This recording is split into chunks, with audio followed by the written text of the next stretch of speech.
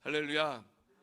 자, 오늘도 허락하여 주신 거룩한 주님의 날에 우리 성전교회 예배당에 모여서 함께 예배하는 모든 성도님들을 예수님의 이름으로 환영하고 사랑하고 또 축복합니다. 우리 옆에 있는 분 눈동자 바라보면서 함께 인사합니다. 참 잘 오셨습니다. 혹시 옆에 있는 분들이 눈동자를 딱 바라봤는데 뭐 시비거나 뭐 그런 거 느끼는 거 아니시죠? 우리는 하나님께서 우리를 사랑하시는 것처럼 우리도 주님 안에서 서로를 날마다 사랑해야 될 줄로 믿습니다. 우리 다시 한번 인사합니다. 주 안에서 참 많이 사랑합니다.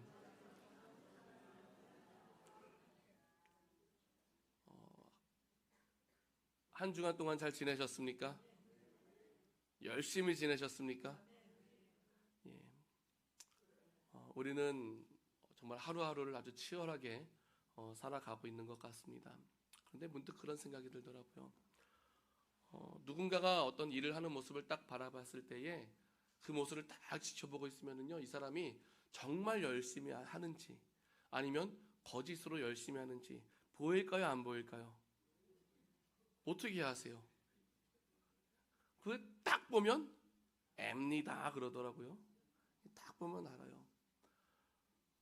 그래서 특히 이제 자녀들 방에 갑자기 문을 딱 열고 들어가면 애가 공부를 하고 있었는지 아니면 딴 거 하고 있었는지 느낌이 오십니까, 안 오십니까? 다 안단 말이에요. 우리는 다 알고 있어요.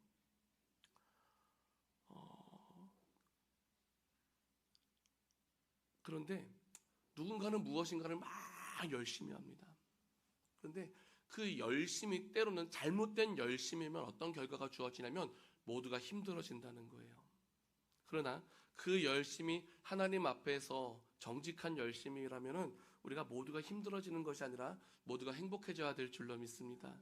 그러면 우리의 수고와 우리의 헌신을 통해서 우리는 어떻게 해야 되느냐? 우리는 모두가 주님 안에서 함께 행복해야 될 줄로 믿습니다. 우리 다시 한번 옆에 있는 분과 인사합니다. 함께 행복합시다. 분명한 것은 우리가 하나님께서 허락하여 주신 귀한 달란트를 통하여서 그 열심을 다한다면 우리는 반드시 성장을 이루어 간다는 거예요. 생명이 있는 것은 반드시 성장합니다. 생명이 없는 것은요 그대로 멈춰 있거든요. 근데 생명이 있는 것은요 반드시 성장해야 되는 거예요. 그래서 하나님께서 지으신 모든 만물을 바라보잖아요. 성장합니까, 안 성장합니까? 날마다 성장합니다.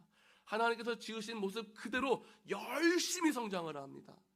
우리가 얼마 전까지만 하더라도요 날씨가 참 좋았거든요. 근데 오늘은요 더워요, 안 더워요? 아직 에어컨을 틀 날씨는 안 된 것 같아서 아직 틀지는 않아도 혹시 필요하신 분 계십니까? 에어컨이? 아직은 없기에 아마 다음 주부터는 에어컨을 틀어야 되지 않을까. 그런데 이렇게 세상이 자연 만물이 변해가는 모습을 보면서 어떻게 이렇게 하나님이 지으신 모습 그대로 열심히 살아갈 수 있을까? 우리도 그렇게 하나님이 지으신 모습 그대로 열심히 살아가야 될 줄로 믿습니다. 우리 다시 한번 옆에 있는 분과 인사합니다. 열심히 살아갑시다. 그래서 우리가 지난 금요일 날 교회에서 금요 시간에 말씀을 나눌 때에 이 말씀을 나눴어요. 충성이란 무엇인가? 충성이란 무엇이냐면요, 우리가 충성 그러면 겁부터 먹습니다. 왜냐하면은 막 목숨을 걸어야 될 것 같아요. 그리고 평생을 바쳐서 헌신을 해야 되거나 어떤 대단한 일을 해야 될 것 같은 느낌을 받는 것이 충성입니다. 그런데 사전을 찾아보니까 사전적인 의미는 이것이더라고요.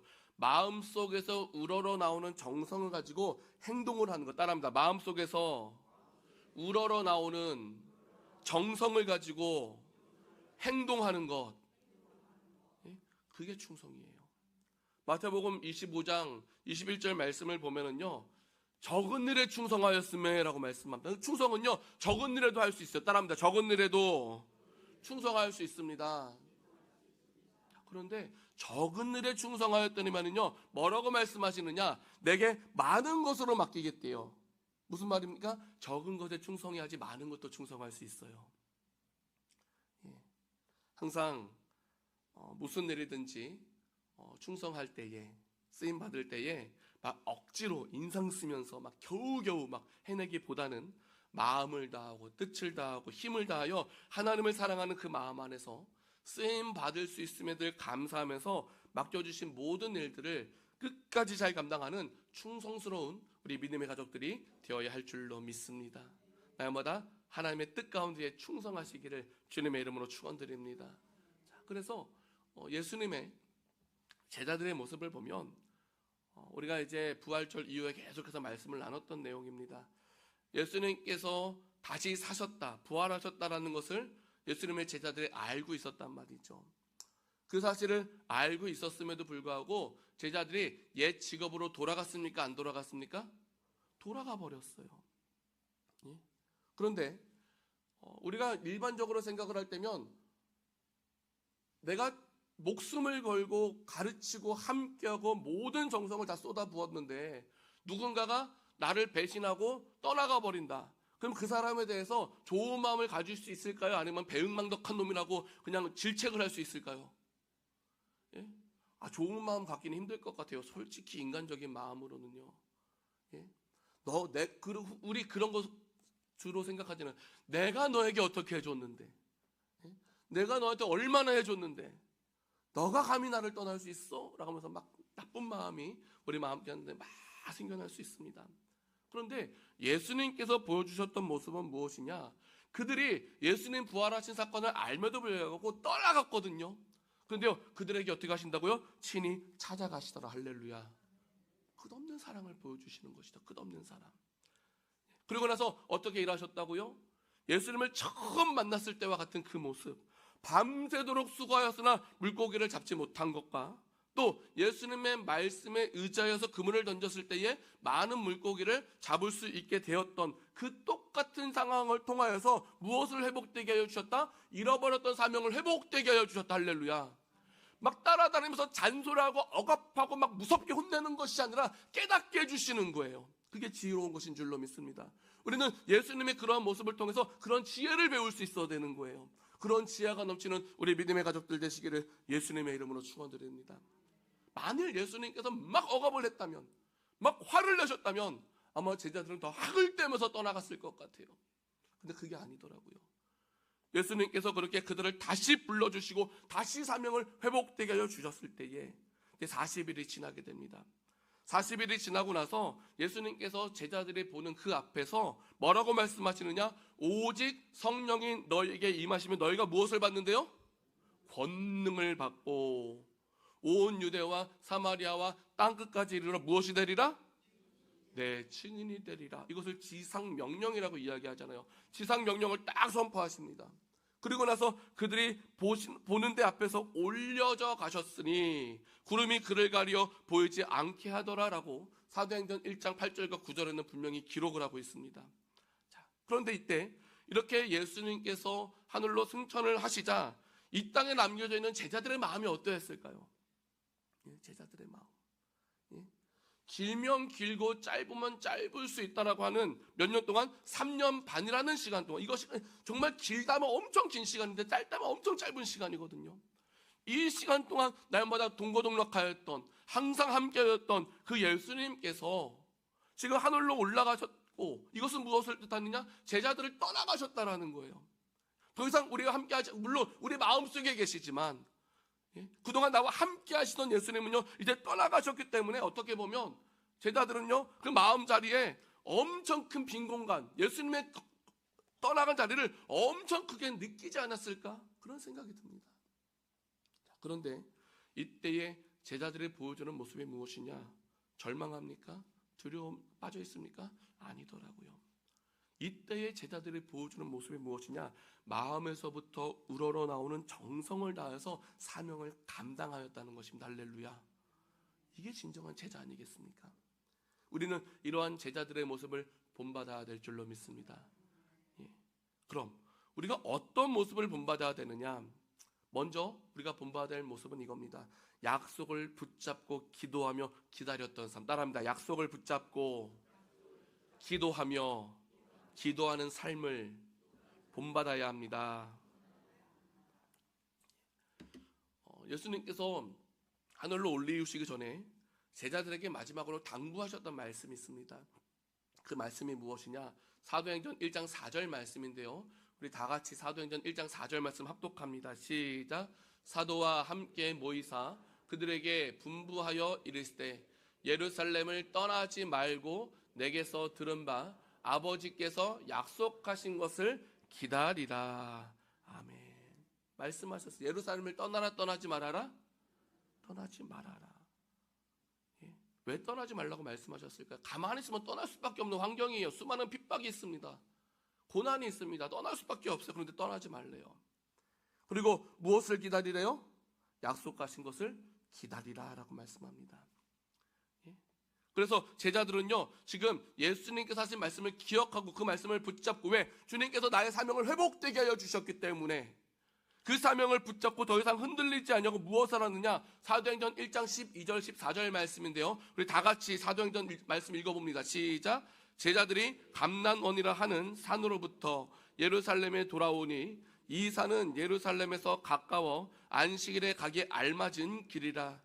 들어가 그들이 유하는 다락방으로 올라가니 베드로, 요한, 야고보, 안드레와 빌립, 도마와 바돌로메, 마테와 및 알페오의 아들 야고보, 셀로신 시몬, 야고보의 아들 유다가 다 거기 있어 여자들과 예수의 어머니 마리아와 예수의 아우들과 더불어 마음을 같이하여 오로지 기도에 힘쓰니라.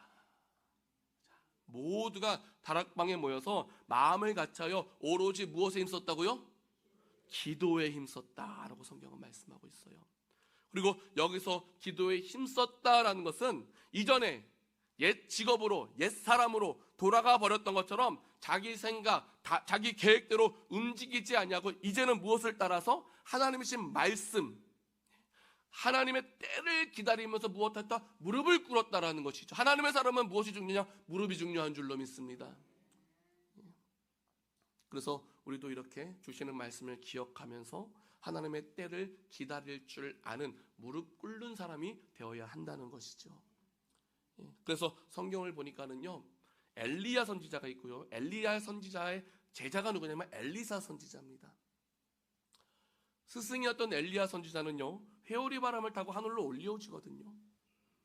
그런데 그때에 올려지기 전에 엘리야가요, 엘리사로 하여금 계속해서 했던 말이 무엇이냐? 열왕기하 2장 2절과 4절과 6절의 말씀 보면 너는 여기 머물라. 계속 따라다니는 거예요. 엘리사가 엘리야를요. 그러니까 너는 여기 머물라. 여호와께서 나를 베델로 보내시느니라. 너는 여기 머물라. 여호와께서 나를 여리고로 보내시느니라. 너는 여기 머물라. 여호와께서 나를 요단으로 보내시느니라 라고 하면서 계속해서 너는 여기 머물러라. 너는 여기 머물러라. 막 떼어내려고 합니다.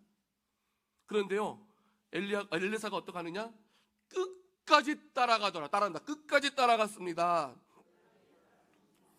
끝까지 따라갑니다. 그러자 엘리야 선지자가 엘리사에게 하는 말이 무엇이냐면 나를 내게서 데려감을 당하기 전에 내가 내게 어떻게 할지 구하라라고 이야기하거든요. 구하래요. 내가 내게 무엇을 할지 어떻게 해줄지. 그러자 이때에 엘리사가 구한 것이 무엇이냐? 열왕기하 2장 9절 말씀인데요, 우리 2장 9절 말씀 다 같이 한번 읽어보겠습니다. 시작.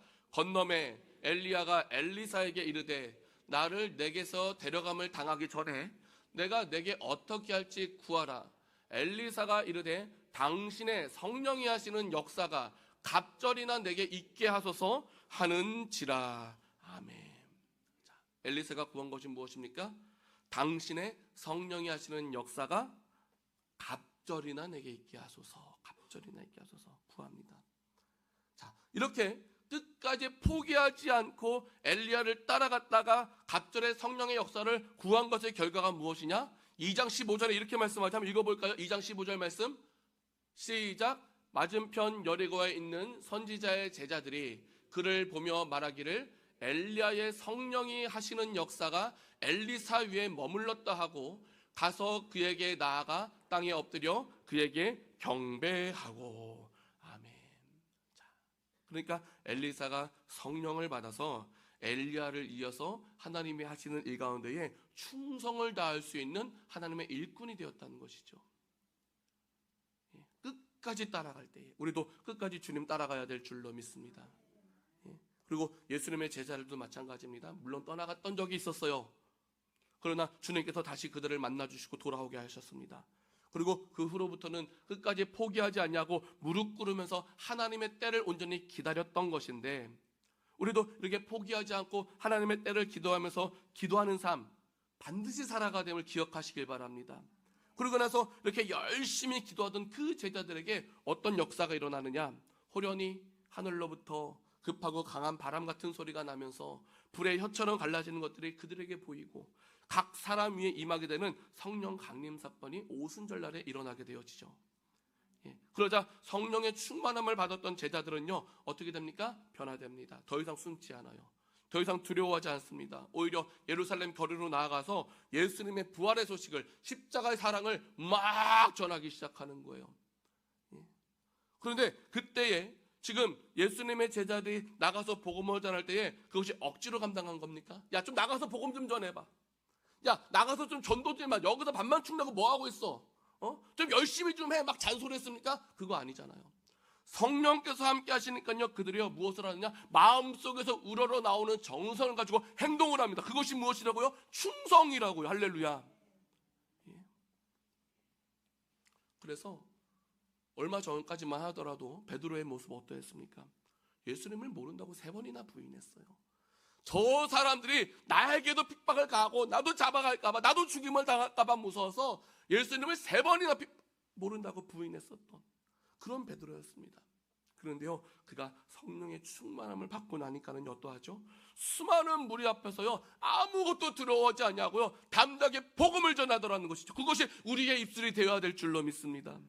그래서 베드로가 했던 말이 무엇이에요? 사도행전 2장 36절 보니까는요, 너희가 십자가에 못 박은 이 예수를 하나님이 주와 그리스도가 되게 하셨느니라 라고 하면서 막 복음을 전파합니다. 그리고 41절 말씀 보니까요, 그 말을 받은 사람들, 즉 베드로의 설교를 들었던 그 사람들은요, 무엇을 받았다? 세례를 받음에 이날의 신도의 수가 몇 천이나 더하더라? 3천이나 더하더라 라고 말씀을 하고 있어요. 자, 이렇게 베드로와 모든 제자들이 쓰임받기 이전에 예수님께서 그들에게 하셨던 말씀이 무엇이었다고요? 성령이 너에게 임하시면 너희가 무엇을 받는다? 권능을 받는다라고 분명히 말씀해 주셨어요.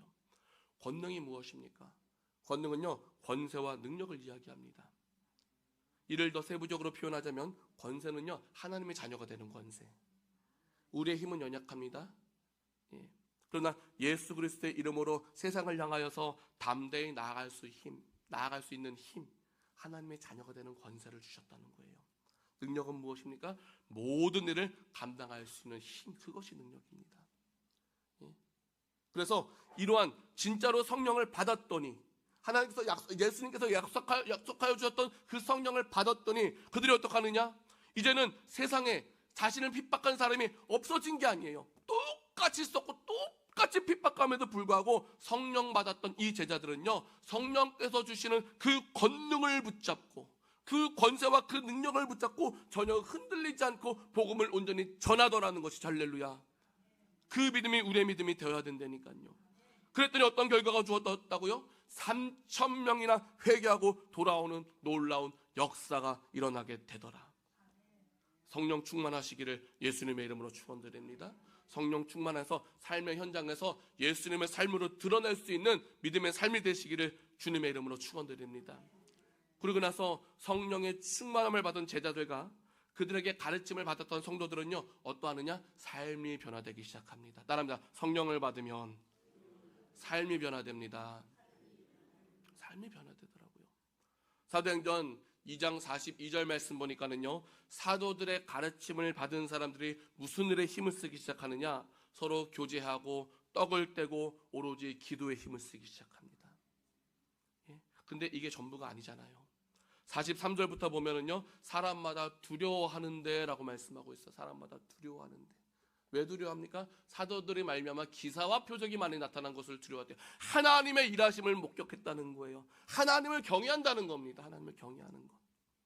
그래서 하나님과 멀어질 것을 두려워하고, 감히 이제는 하나님 앞에 서는 것을 두려워하고, 그렇기 때문에 더욱더 충성할 수밖에 없는 삶을 살아가게 되어지는 것을 우리도 두려워할 줄 알아야 될 줄로 믿습니다. 주의를 함부로 어기면서 하나님의 것을 함부로 감추면서 두려운 마음에 아무것도 없어요. 당연하게 생각합니다. 그게 믿음입니까? 아니잖아요. 우리는 두려워할 것은 두려워할 줄 알고 붙잡아야 할 것은 붙잡아야 할 줄 알고 행해야 될 것은 행할 줄 아는 하나님을 경외하는 믿음이 우리의 믿음이 되어야 할 줄로 믿습니다. 그래서 이러한 경외심을 갖게 된 성령 충만함을 받았던 제자들과 또 제자들에게 가르침을 받았던 그 성도들은 어떠합니까? 믿는 사람들이 다 함께 있어서 모든 물건을 서로 통용하고 또 재산과 소유를 팔아서 각 사람의 필요를 따라 나눠주었고, 거기서 멈춰서는 것이 아니라 마음을 같이 날마다 마음을 같이 하여 성령으로 하나가 되는 거예요. 날마다 마음을 같이 하여서 성전에 모이게 힘쓰고 집에서 떡을 떼며 기쁨과 순전한 마음으로 음식을 먹으면서 하나님을 찬미하였다라고 말씀하고 있죠. 하나님을 찬미하였다. 예? 당시 이 초대교회 성도들이 이러한 삶을 살아갈 수 있던 이유가 무엇이냐? 그것은요, 내게 있는 모든 것들은 내 것이 아니라 하나님의 것을 인정하는 것. 따라합니다. 내게 있는 모든 것은 하나님의 것입니다. 이 세상의 모든 만물을 지으신 분이 하나님이세요. 하나님이 허락하여 주시는 거예요. 근데 왜 허락해 주시느냐? 하나님의 계획하신 일들을 이루시기 위해서, 하나님이 쓰시기 위해서 우리에게 허락하여 주시는 거예요. 그것을 믿기 때문에 하나님의 영광을 위하여서 나의 것을 아낌없이 내놓을 수 있는 것이죠.